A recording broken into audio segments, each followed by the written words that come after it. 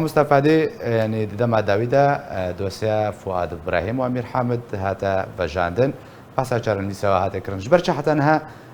آلین کو بنچاع کرنا قصدیه پیادیه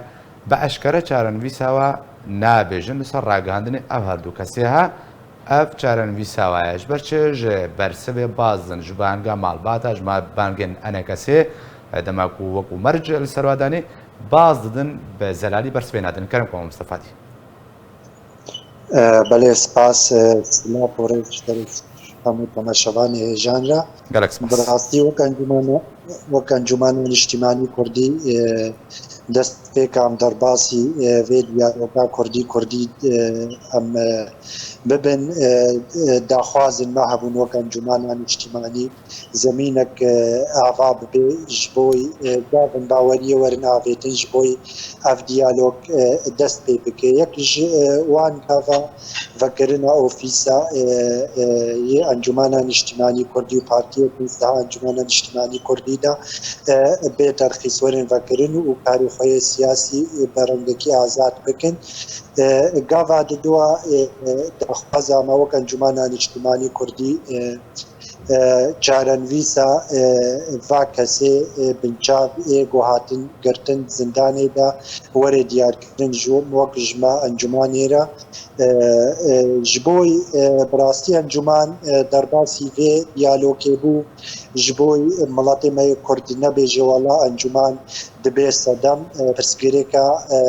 چه دیگه جبوی دیالوگا کردی نه چه سری ام در باسی وی دیالوگی بو نو هر وها چه جوینه ما به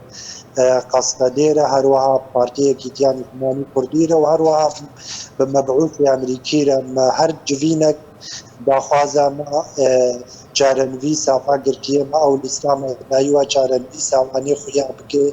که هکر زندانی دبن هکر شهید بوبن جمره دیار بکن براستی حتی وقت ویکی که او برسه وقت بیجه برنگه کی گو انجمان پی بقنعی حتی او رنگی مالبات و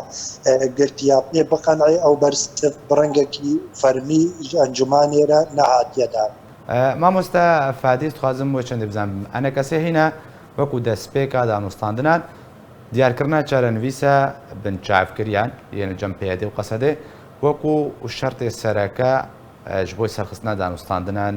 دانی بوو هینە ئەنەکەسە هەمان ئەو سیاسەتە شەرت و مەرجە سەرەکە ینی سب ئەگەر هاتوو لەسەر خالا لەفکردن دانوستاندن دەست پێکردن ئەگەر چارەنویست نوێی خویاکردن ئەو دانوستاندنێ بسەر بکەبن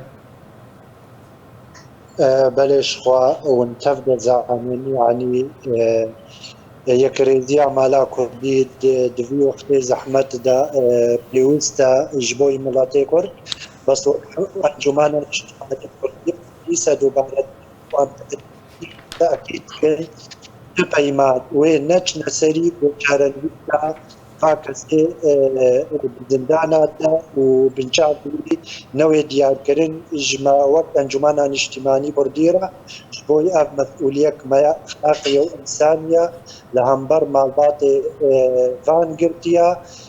ئەم بدنە خویاکردن و ژما فێڤا ماڵباتایە وەک داخوازن پێشیش ئەنجومانە نیشتیمانی کوردی بکەن و سەر vê daxwazê ti cara nevegerin heta çarnivîsa wanê diyar nebe û rewşa wanê zelal nebe.